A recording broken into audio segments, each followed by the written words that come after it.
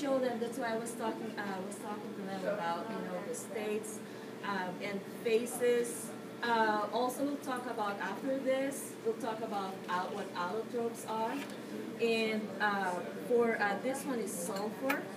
Okay, these are sulfur flakes, and then we're going to see the different structures for sulfur.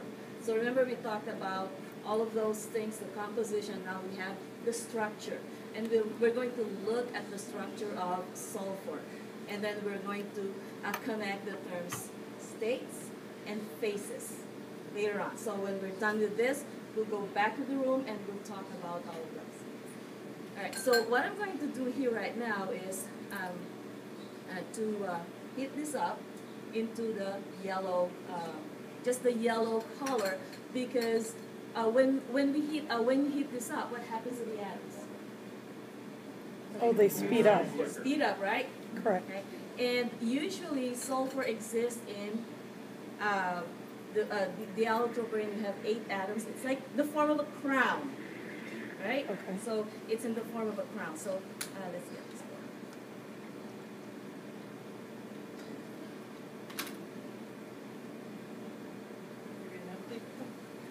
Oh, it is. There it goes. And again, one of the things that I usually talk about the students, talk to the students is proper techniques, especially when you're heating up the test tube. And for this sulfur demo, when you heat it up, see how it forms that orange color right there? Uh-huh. So take it out of the flame, and then make sure that it doesn't get heated up. You don't want it to turn black. Hotter, okay.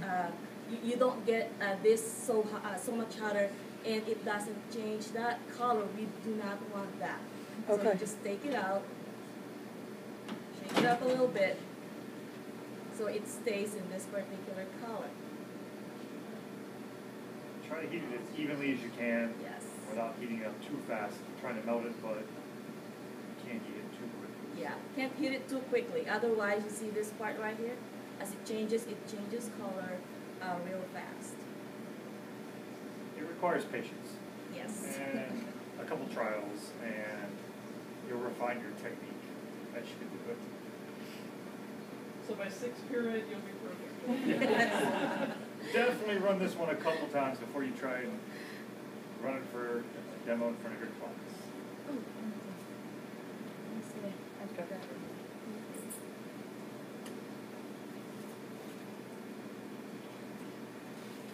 Last year was the first year that I had taught material science, and for this one I have taught chemistry, but I have never thought about using this one to explain the concept of allotropes, because sulfur has allotropes, right? Monoclinic, the rhombic, and this really shows how it changes, because when you heat it up, look what happens, right? It changes. Right? It changes. Like, look at the color right here. And when you have now... It's turning clear. There you go.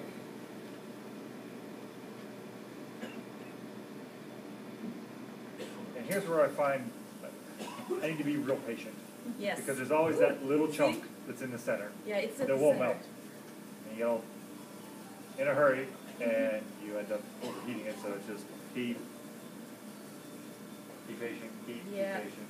That's why heat it up. Okay, take it away. You can see right there. What are you seeing, Crystal? When you say see right there, I'm looking at it going, what am I supposed to see? See this one right here? This is like a pesky part right here, so that's why I'm really trying to melt this one right here so that it'll go together. Okay, and then now, I think this is, all right. And with this one right here, what we're going to do is that cone right here. Piece of filter paper. Everybody familiar with how to make a Uh-huh. cone, fold in half, fold in half. Helps to have a funnel. You can do without it if you're adventurous enough. Yes. Try to do it that way, but that's fine. Put this down just in a little funnel. Okay, we're ready now. And then now, we're going to pour it in here. And then later on, we're going to wait until it solidifies a little bit, and then wait until there's a crust.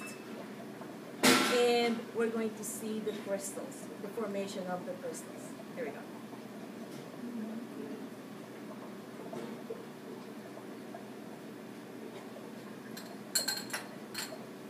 All right.